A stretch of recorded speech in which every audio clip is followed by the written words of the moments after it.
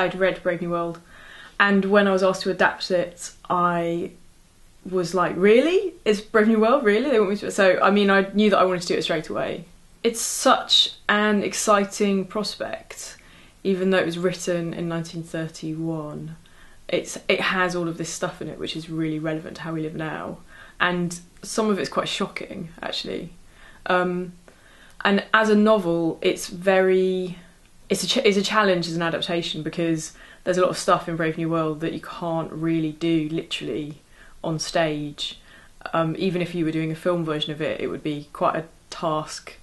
You know, you'd need a lot of CGI or whatever. So what it offers is an opportunity to be very theatrical, because you can't be literal, so you're going to have to be theatrical. I think that one of the challenges of Brave New World, the book, is that it has an interesting structure where you are following one protagonist, and then that protagonist kind of falls away and you're following another protagonist, and that is quite a challenge as a structure, I think. And so what I've tried to do is I've created a sort of stronger through line from the antagonist, which is Lenina. So she's the kind of the woman that's kind of gets involved with both of these two guys. And in the book, she doesn't have a sort of complete narrative. Like, you don't really see her story kind of all the way through. And so I've tried to give her more of a complete journey, to form a kind of backbone structurally.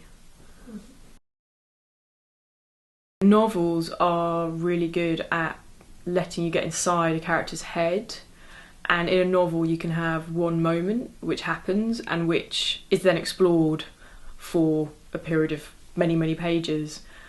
A play, you do need to have plot, you need to have things happening, and I think that you can't be thinking so much about the style. A book, you can have a lot of pleasure in the way that it's written, in the style of it, in the prose, whereas with a play you do need to have, you know, story and things happening.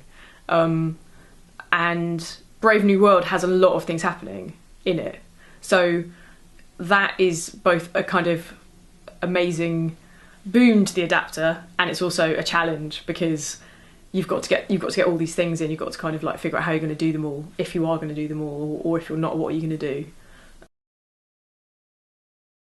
I do feel an obligation to Huxley, because this is a really well-known novel that a lot of people have read, loads of people, and what I'm trying to do is I'm trying to kind of bring his work across to the audience really successfully, which means that I need to do some of my own things, and I have to figure out what things of his are going to work and what things won't work and what things I need to leave behind.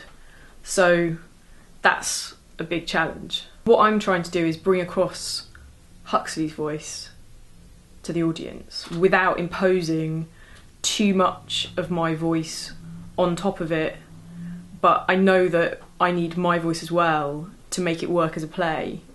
So what I'm trying to do is to take all of my leads from Huxley and what's in the book, and I'm trying not to really impose something. So, for example, I'm not having, and everyone is using an iPhone in the adaptation. You know, I'm trying to kind of retain what he had without kind of shoving something of my own on top of it. And I feel like I've got a sense of what his work is, and I'm also trying to kind of get a sense of him as a person. I'm reading books about him, and I'm reading his other novels as well, and I'm trying to get some kind of sense maybe of what he would think of today's society.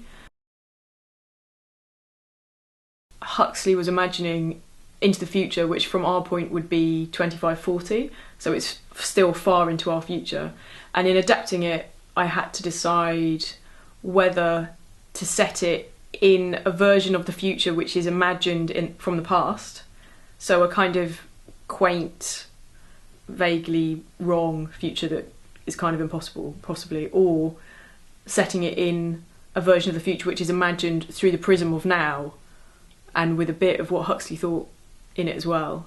And so those are the two alternatives for an adaptation.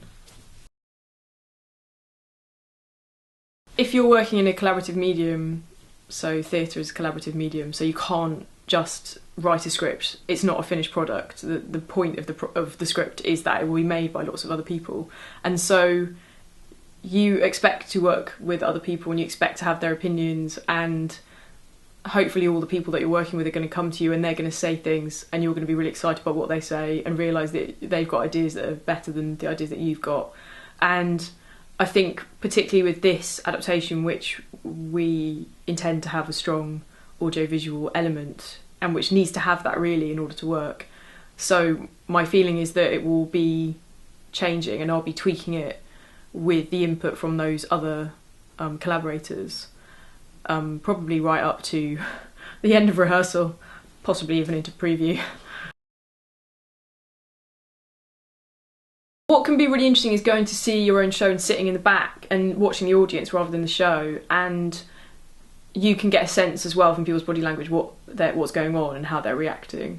And so I definitely feel like it would be good to see the show and then to still have you've got to have an open mind, really. Nobody knows what's going to happen. I really hope that I'm not going to be frantically trying to fix the show in the first week of previews. That's not going to happen.